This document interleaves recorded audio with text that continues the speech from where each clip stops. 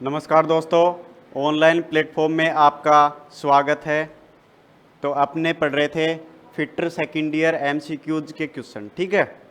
तो इसकी class number अपनी 4 है। आज की क्लास के अंदर अपने जो अपना चैप्टर है धातु एवं धातु कार्य प्रक्रम, इसके क्वेश्चंस अपने करने वाले हैं, ठीक है। तो चलिए अपने स्टार्ट करते हैं। आज का पहला क्वेश्चन अपना, सरफेस हार्डनिंग करने की विधि क्या है। यहाँ पे ये बोल रहा है सरफेस हार्डनिंग। सरफेस हार्डनिंग क्या होता है, अपना जॉब है, ठीक है। तो जॉब को हम पूर्ण हार्ड नहीं करके उसकी केवल सतह को हार्ड कर देते हैं, तो उसको अपने सरफेस हार्डनिंग कहते हैं, ठीक है। तो उसके अंदर ये कौन सी विधि है, इसको पूछ रखा है।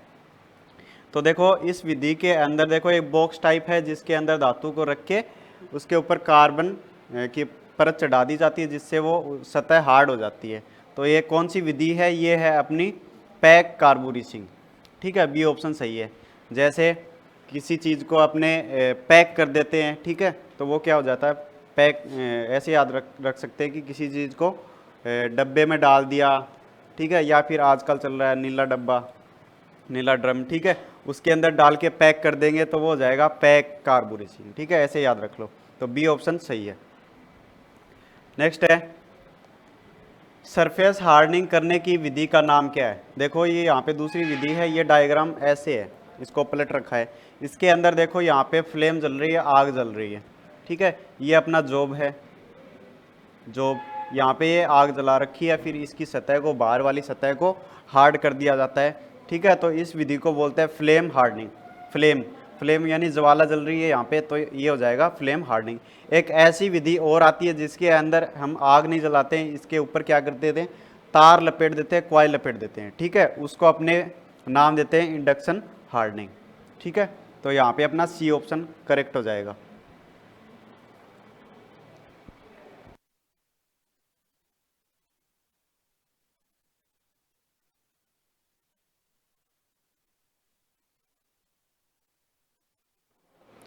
अगला क्वेश्चन है, 400 डिग्री सेंटीग्रेड से नीचे के तापमान पर कठोरीकृत स्टील को पुनः गर्म करके फिर ठंडा करने के लिए किया गया ऊष्मा उपचार प्रक्रिया का नाम क्या है। यहाँ पे बोल रहा है कि 400 डिग्री सेंटीग्रेड से नीचे के तापमान पर कठोरीकृत यानी कठोर की हुई स्टील को वापस क्या करना है, गर्म करके ठंडा करना है। ऐसी प्रक्रिया को हम क्या नाम देते हैं, टेम्परिंग कहते हैं, ठीक है। क्या कहते हैं, टेम्परिंग।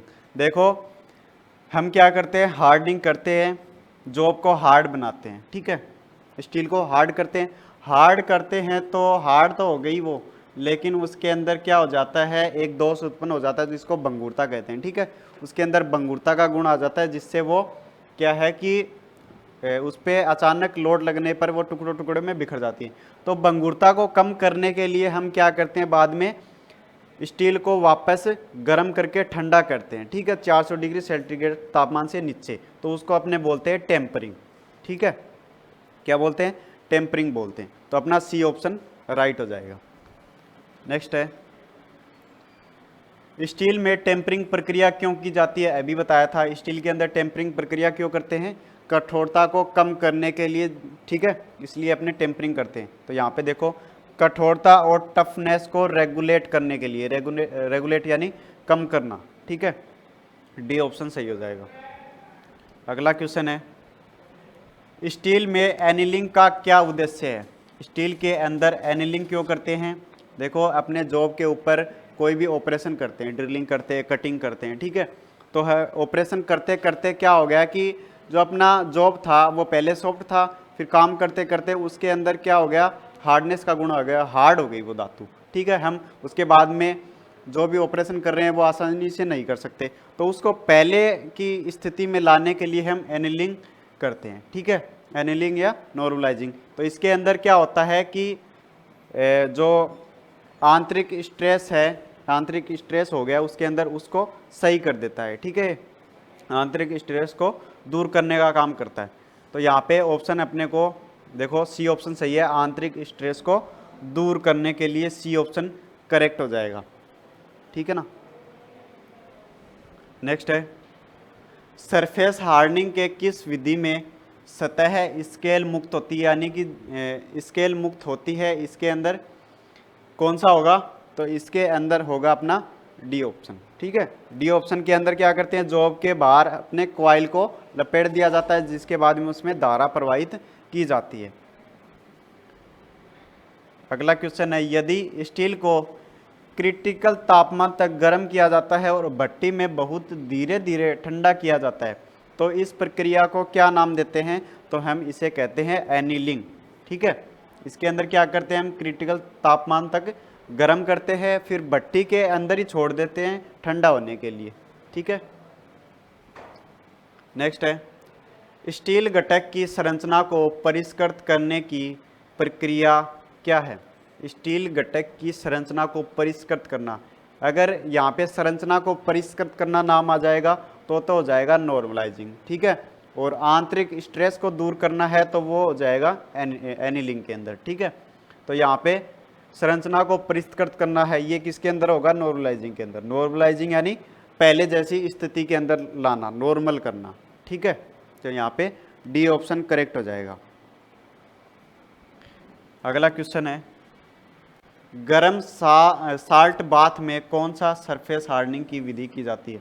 यहाँ पे बोल रहा है गरम साल्ट बाथ में कौन सा सरफेस हार्डनिंग की विधि की जाती है। देखो ऐसे याद रख सकते हैं अपने, गरम बाथ यानी नहाना, तो किसके साथ नहाओगे? पानी के साथ नहाओगे, सीधी सी बात है। तो पानी को अपने क्या बोल सकते हैं? लिक्विड बोल सकते हैं, लिक्विड। ठीक है, तो यहाँ पे ऑप्शन देखो लिक्विड कार्बोरेसिन, डी ऑप्शन सही हो जाएगा। ठीक है,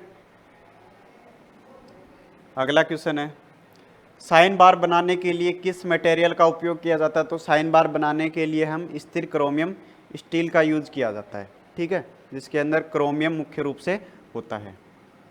नेक्स्ट है, हार्डनिंग करने का उद्देश्य क्या है? धातु को अपने हार्ड क्यों करते हैं भाई? हार्ड इसलिए करते हैं ताकि काटने की क्षमता बढ़ सके। ठीक है, काटने की क्षमता को बढ़ा सके, इसलिए अपने हार्डनिंग की प्रक्रिया करते हैं। अगला क्वेश्चन है, ऊष्मा उपचार की कौन सी विधि द्वारा किस जॉब में मशीनीकरण और डक्टिलिटी का सुधार होगा? ऊष्मा उपचार की कौन सी विधि है जिसके द्वारा जॉब के अंदर मशीनीकरण और डक्टिलिटी का सुधार होगा? वो प्रक्रिया कौन सी होगी? एनीलिंग। ठीक है, जो अपना जॉब है वो हार्ड हो गया, उसके अंदर काम करते करते कठोर हो गया, उसको पहले जैसी स्थिति में लाने के लिए हम एनीलिंग का यूज करते हैं। उसके बाद में हम क्या करते हैं कि कोई भी ऑपरेशन आसानी से कर सकते हैं। एनीलिंग करने के बाद जो अपनी स्टील है वो नरम हो जाती है।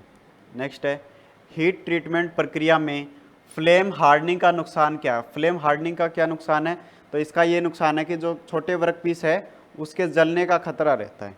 ठीक है, छोटे वर्कपीस के लिए उपयुक्त नहीं है, डी ऑप्शन करेक्ट हो जाएगा। अगला क्वेश्चन है,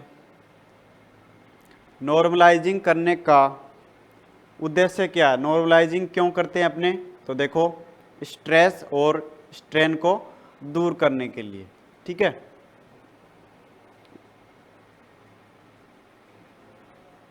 स्ट्रेस और स्ट्रेन को दूर करने के लिए, यहाँ पे अपना डी ऑप्शन करेक्ट हो जाएगा। अगला क्वेश्चन है, स्टील की किस संरचना में 0% कार्बन होता है? स्टील की कौन सी संरचना है जिसके अंदर कार्बन है वो 0% होता है? तो वो होता है अपना फेराइट के अंदर। ठीक है, ये ऑप्शन करेक्ट हो जाएगा। नेक्स्ट है, सरफेस हार्डनिंग करने की विधि। देखो पहले आपको बताया था कि अगर अपना जॉब है, जॉब के ऊपर तार लपेटा हुआ होगा, कॉइल लपेटी हुई होगी, तो वो हो जाएगा इंडक्शन हार्डनिंग। ठीक है, कौन सा हो जाएगा? Induction hardening, D option correct हो जाएगा। नेक्स्ट है, 230 डिग्री सेल्सियस तक गर्म करके किस प्रकार के कटिंग टूल को टेम्पर्ड किया जाता है? तो वो होगा अपना टर्निंग टूल, यानी लेथ के ऊपर जो टूल यूज करते हैं उसको 230 डिग्री सेंटीग्रेड तक गर्म करके फिर टेम्पर किया जाता है। नेक्स्ट है, काटने की क्षमता जोड़ने के लिए स्टील में नॉर्मलाइजिंग प्रक्रिया क्यों की जाती है? नॉर्मलाइजिंग प्रक्रिया हम क्यों करते हैं? स्ट्रेस और स्ट्रेन को दूर करने के लिए। ठीक है, तो यहाँ पे अपना सी ऑप्शन करेक्ट हो जाएगा। अगला क्वेश्चन है, कौन सी ऊष्मा उपचार प्रक्रिया स्टील की वियर रेजिस्टेंस को बढ़ाता है? कौन सी ऊष्मा उपचार की प्रक्रिया है जो कि स्टील की वियर रेजिस्टेंस को बढ़ाता है? तो वो होता है अपना किसके अंदर? हार्डनिंग के अंदर। ठीक है, नेक्स्ट क्वेश्चन है, एनीलिंग का उद्देश्य क्या है? देखो बार बार एनीलिंग और नॉर्मलाइजिंग आ रहा है। ठीक है, एनीलिंग का क्या उद्देश्य बताया था? स्टील को नरम करना या फिर आंतरिक स्ट्रेस को दूर करना। तो यहाँ पे देखो स्टील को नरम करना, ए ऑप्शन करेक्ट हो जाएगा। अगला क्वेश्चन है, शीतलन दर को तेजी से प्राप्त करने के लिए ऊष्मा उपचार में प्रयुक्त क्वेंचिंग मीडिया क्या है? क्वेंचिंग का अर्थ हो गया मतलब कि यहाँ पे बोल सकते हैं अपने कूलेंट। ठीक है, कूलेंट के रूप में हम तेजी से ठंडा करना है तो उसके लिए किसका यूज करेंगे? ठीक है, यहाँ पे ये पूछ रखा है। तो देखो अगर तेजी से ठंडा करना है अपने को तो हम यूज करेंगे ब्राइन सॉल्यूशन का। ठीक है, तेजी से ठंडा करने के लिए ब्राइन सॉल्यूशन का यूज करेंगे। ठीक है, उसके बाद में जो वायु है, वायु का यूज धीमी गति से होता है, धीमी गति से ठंडा करता है, धीमी गति से ठंडा। और जो अपना तेल है और पानी, तेल और पानी, ठीक है, ये यहाँ पे ये गलत है। ठीक है, यहाँ पे पानी है ओनली, तेल और पानी है, ये मध्यम गति से ठंडा करते हैं, मीडियम गति से। ठीक है, यहाँ पे तेजी से ठंडा करना तो हम ब्राइन सॉल्यूशन का यूज करेंगे, ए ऑप्शन करेक्ट हो जाएगा। अगला क्वेश्चन है, एक्स के रूप में चिन्हित भाग का नाम बताना है। ठीक है, यहाँ पे इस भाग को पूछ रखा है, इस भाग को अपने कहते हैं लोअर क्रिटिकल टेम्परेचर। अगर इसको पूछता तो ये हो जाता अपर क्रिटिकल टेम्परेचर। तो यहाँ पे इस भाग को पूछा तो ये हो जाएगा लोअर क्रिटिकल टेम्परेचर, जो कि कितना होता है lower critical temperature? 723 degree centigrade. ठीक है, और अपर क्रिटिकल टेम्परेचर है वो अलग अलग धातुओं के लिए अलग अलग होता है। ठीक है, नेक्स्ट है, ऊष्मा उपचार में वह तापमान क्या है जो स्ट्रक्चर को ऑस्टेनाइट में 723 डिग्री के बाद बदलता है? तो वो कौन सा होता है? 723 डिग्री कौन सा बताया था? Lower critical temperature. ठीक है, दो होते हैं, लोअर और अपर, लोअर और अपर। ठीक है, जैसे हम ठंडा पानी है उसको गर्म करते हैं। ठीक है, तो गैस पे रख दिया और वो ठंडा है, जहाँ से वो गर्म होना शुरू हो जाता है, ठीक है, ठंडा पानी खत्म हो जाता है, गर्म होना शुरू हो जाता है, तो वो तो हो गया लोअर क्रिटिकल टेम्परेचर। और अपर क्रिटिकल टेम्परेचर वो होता है जहाँ पे वो पूर्णतया गर्म हो जाता है पानी। ठीक है, उबलने लगता है, उसके बाद में कितना भी गर्म कर ले वो गर्म नहीं होगा। ठीक है, उतना ही रहेगा, तो वो हो जाएगा अपर क्रिटिकल टेम्परेचर। अगला क्वेश्चन है, यदि गर्म स्टील को धीरे धीरे ठंडा किया जाता है और पुरानी संरचना को बनाए रखा जाता है और इसमें बारीक ग्रेन्स होंगे जो इसे आसानी से मशीन करने योग्य बनाते हैं, तो ये कौन सी विधि के अंदर करते हैं भाई? अपने एनीलिंग के अंदर करते हैं। ठीक है, ताकि हम मशीनिंग कार्य इसके ऊपर आसानी से कर सकें। नेक्स्ट है, एक नई संरचना बनाने के लिए तेजी से ठंडा होने वाले गर्म स्टील का नाम क्या है? एक नई संरचना बनाने के लिए तेजी से ठंडी होने वाली स्टील का नाम क्या है? तो वो होता है भाई कौन सा? मोर्टेनसाइट। ठीक है, कौन सा होगा? मोर्टेनसाइट, सी ऑप्शन करेक्ट हो जाएगा। अगला क्वेश्चन है, काटने की क्षमता को जोड़ने और स्टील पर घिसने का प्रतिरोध उत्पन्न करने की प्रक्रिया क्या है? काटने का विरोध करे। ठीक है, वो किस विधि के अंदर होगा भाई? वो होगा हार्डनिंग के अंदर। ठीक है, अगर धातु हार्ड होगी तो वो काटने का विरोध करेगी। ठीक है, तो यहाँ पे अपना डी ऑप्शन करेक्ट हो जाएगा। नेक्स्ट क्वेश्चन है, चरम भंगुरता को दूर करने और स्टील में टफनेस और शॉक रेजिस्टेंस को प्रेरित करने के लिए क्या प्रक्रिया है? देखो आपको बताया था कि धातु को अपने हार्ड करते हैं तो भंगुरता का गुण आ जाता है। उस गुण को कम करने के लिए हम क्या करते हैं, टेम्परिंग करते हैं। ठीक है, कम करने के लिए क्या करते हैं, टेम्परिंग की जाती है। ए ऑप्शन करेक्ट हो जाएगा। अगला क्वेश्चन है, स्टील को आवश्यक तापमान तक गर्म करने और उसी तापमान में एक समय के लिए रखने की प्रक्रिया क्या है। देखो हम क्या करते हैं, स्टील को गर्म करते हैं और उसी तापमान के अंदर छोड़ देते हैं। ठीक है, तो उस प्रक्रिया को क्या नाम देते हैं, उसको अपने सोकिंग कहते हैं, ताकि वो उस हीट को एब्जॉर्ब कर सके। ठीक है, सोकिंग, सोखना। ठीक है, ए ऑप्शन करेक्ट हो जाएगा। नेक्स्ट क्वेश्चन है, ऊष्मा उपचार प्रक्रिया में उपयोग किए जाने वाले ब्राइन सॉल्यूशन। ठीक है, ब्राइन सॉल्यूशन पानी, तेल और हवा का क्या उद्देश्य, ये सारी चीज़ें क्या हैं, ये है क्वेंचिंग। ठीक है, इसको क्या बोलते हैं, क्वेंचिंग बोलते हैं। ठीक है, तो अपना बी ऑप्शन करेक्ट हो जाएगा यहाँ पे।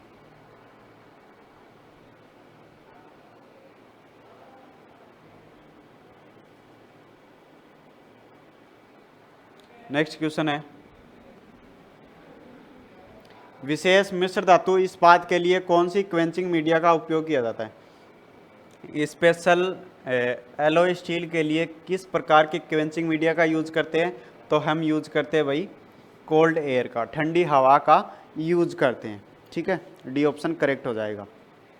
अगला क्वेश्चन है, 400 डिग्री सेंटीग्रेड से नीचे के तापमान पर कठोरीकृत स्टील को पुनः गर्म करके फिर ठंडा करने के लिए किया गया ऊष्मा उपचार। देखो पीछे भी आया था कि कठोरीकृत, पहले से कठोर की गई स्टील को वापस अपने गर्म कर रहे हैं 400 डिग्री सेंटीग्रेड से नीचे।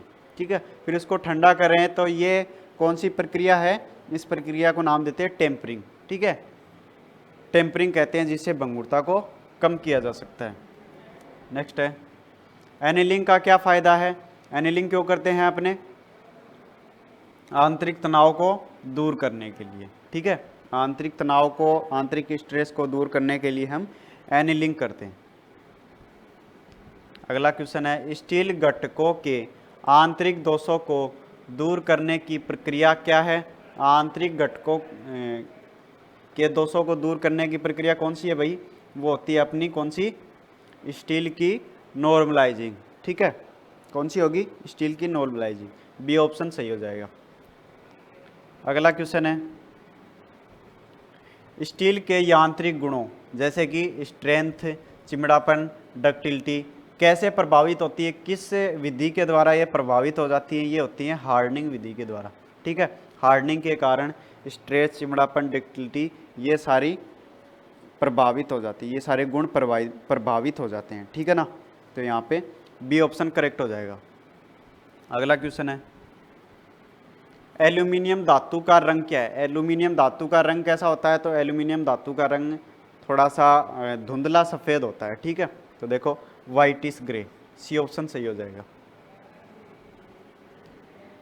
अगला क्वेश्चन है, किस अयस्क से सीसा धातु उत्पन्न होती है। देखो अयस्क क्या होता है, अयस्क धातु, अयस्क खनिज पदार्थ होता है जो, ठीक है, अयस्क निकलते हैं फिर उससे धातु अपने को प्राप्त होती है। तो ये पूछ रहा है कि सीसा है वो कौन से अयस्क से प्राप्त होता है, ये यहाँ पे पूछ रखा है। ठीक है, तो धातु अपनी अयस्क के रूप में अपने को प्राप्त होती है, फिर इसको शुद्ध करके प्राप्त किया जाता है।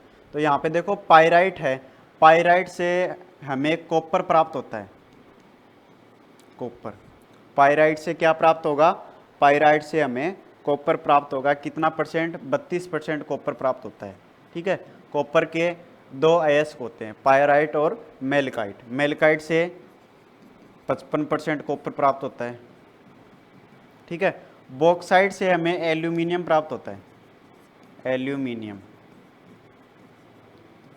और जो अपना गैलेना है, गैलेना से हमें सीसा या फिर इसको लेड भी बोल देते हैं। ठीक है, सीसा या फिर लेड अपने को प्राप्त होता है। तो यहाँ पे सीसा पूछ रखा है, तो डी ऑप्शन सही हो जाएगा।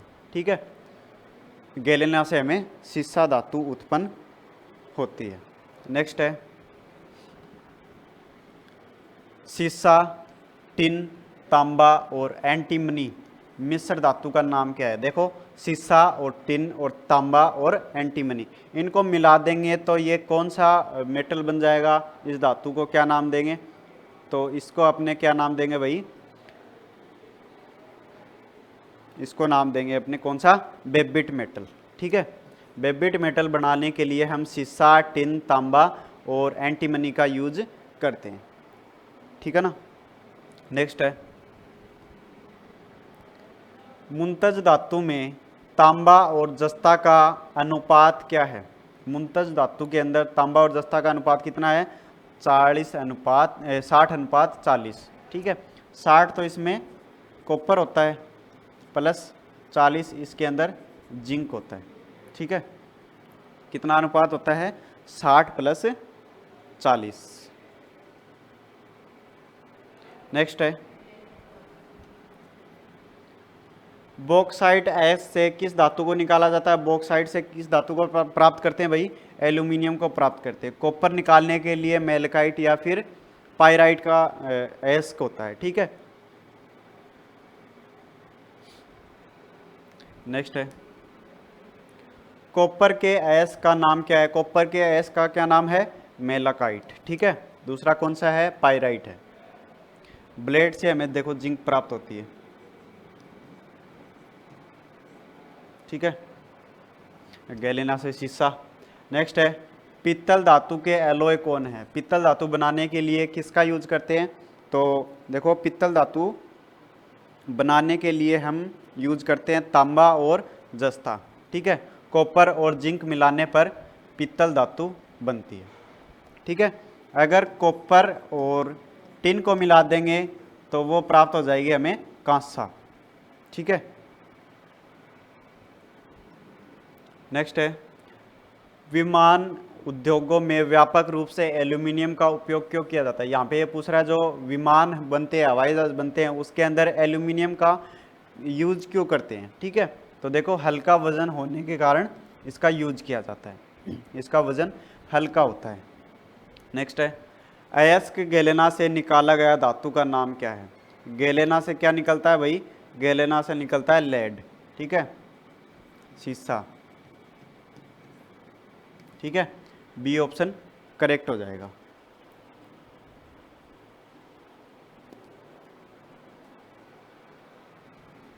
नेक्स्ट है, फ्रिक्शन बियरिंग बनाने के लिए किस मिश्र धातु का उपयोग किया जाता है? फ्रिक्शन बियरिंग बनाने के लिए हम बेबिट मेटल का यूज करते हैं। ठीक है, किसका यूज करते हैं? बेबिट मेटल का। इसके अंदर क्या होता है? इसके अंदर लेड, ठीक है, लेड होता है, टिन होता है और कॉपर, और इसके साथ में एंटीमनी। इसको मिलाने पर इसकी जो मिश्र धातु है वो होती है बेबिट मेटल। नेक्स्ट है, निक्कल का गलनांक कितना होता है? निक्कल का गलनांक कितना होता है? तो निक्कल का गलनांक होता है भाई 1450 डिग्री सेंटीग्रेड। ठीक है, सी ऑप्शन यहाँ पे करेक्ट हो जाएगा।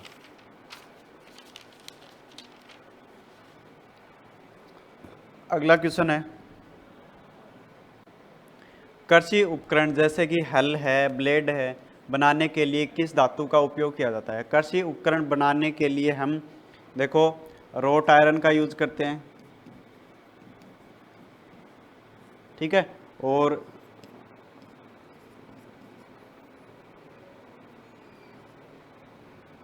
उसके अलावा हम नोड्यूल कास्ट आयरन का यूज करते हैं, या फिर हम मैग्नीज स्टील का भी यूज करते हैं, मैग्नीज स्टील का। ठीक है, तो यहाँ पे ऑप्शन है मैग्नीज स्टील, डी ऑप्शन सही हो जाएगा। अगला क्वेश्चन है, स्टील घटक के क्षरण को रोकने के लिए किस धातु के पाउडर का उपयोग किया जाता है? क्षरण यानी जंग से सुरक्षा करना। ठीक है, जंग को रोकने के लिए हम किस पाउडर का यूज करते हैं वो यहाँ पे पूछ रखा है। तो देखो हम यूज करते हैं एल्यूमिनियम पाउडर का। ठीक है, अगला क्वेश्चन है, डीप ड्राइंग के लिए किस प्रकार की पीतल की शीट का उपयोग किया जाता है? तो हम यूज करते हैं कार्ट्रिज पीतल का, ठीक है।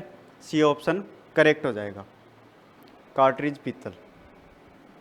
अगला क्वेश्चन है, किस प्रकार की कांस्य धातु में उत्कर्ष एंटी फ्रिक्शन गुण पाए जाते हैं? तो वो किसके अंदर होता है? फॉस्फोर ब्रोंज के अंदर, ठीक है। अगला क्वेश्चन है, अयस्क एल्यूमिनियम का निष्कर्षण क्या है? एल्यूमिनियम किससे प्राप्त होता है अपने को? तो एल्यूमिनियम बॉक्साइड से प्राप्त होता है, ठीक है। ब्लेड से हमें जिंक प्राप्त होता है, गैलेना से शीशा प्राप्त होता है और पायराइट से हमें कॉपर प्राप्त होता है। यहाँ पे अपने को किसका पूछा है? एल्यूमिनियम का पूछा है, तो एल्यूमिनियम हमें बॉक्साइड से प्राप्त होता है। डी ऑप्शन करेक्ट हो जाएगा। नेक्स्ट है, लेडेड गन मेटल में तांबा, जस्ता और टिन की कंपोजिशन क्या है? इनका परसेंटेज क्या होता है?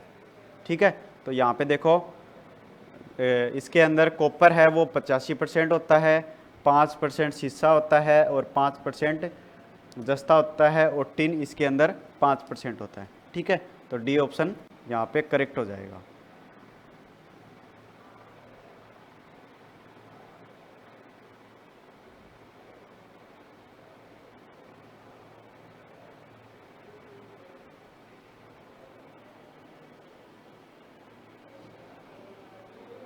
अगला क्वेश्चन है, उस मिश्र धातु का नाम क्या है जिसमें तांबा और जस्ता होता है? तांबा और जस्ता दोनों मिलकर क्या बनाते हैं? पित्तल का निर्माण करते हैं, ठीक है। तांबा और जस्ता पित्तल बनाते हैं।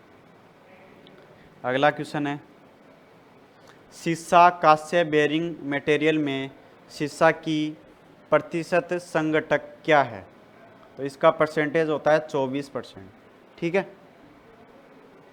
अगला क्वेश्चन है, मेलकाइट एस्क में तांबा का प्रतिशत कितना होता है? मेलकाइट से हमें कितने % तांबा मिलता है? तो मेलकाइट से हमें कितने % तांबा मिलता है भाई? मेलकाइट से हमें मिलता है 55%, ठीक है, और पायराइट से 32%। अगला है, कौन सी धातु मूल रूप से तांबा और टिन की मिश्र धातु है? कौन सी धातु है जो कि तांबा और टिन इन दोनों की मिश्र धातु है? तो तांबा और टिन इन दोनों को मिलाकर हम किसका निर्माण करते हैं? कांसा का निर्माण करते हैं, ठीक है, ब्रोंज, जिसको ब्रोंज कहा जाता है। तो यहाँ पे डी ऑप्शन अपना करेक्ट हो जाएगा। अगला क्वेश्चन है,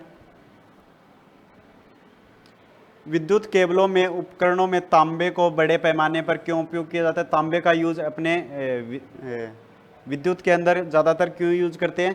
ताकि इसके अंदर क्या है? गुड कंडक्टर, यानी कि ऊष्मा का अच्छा सुचालक होता है, इसलिए हम इसका यूज करते हैं। नेक्स्ट है,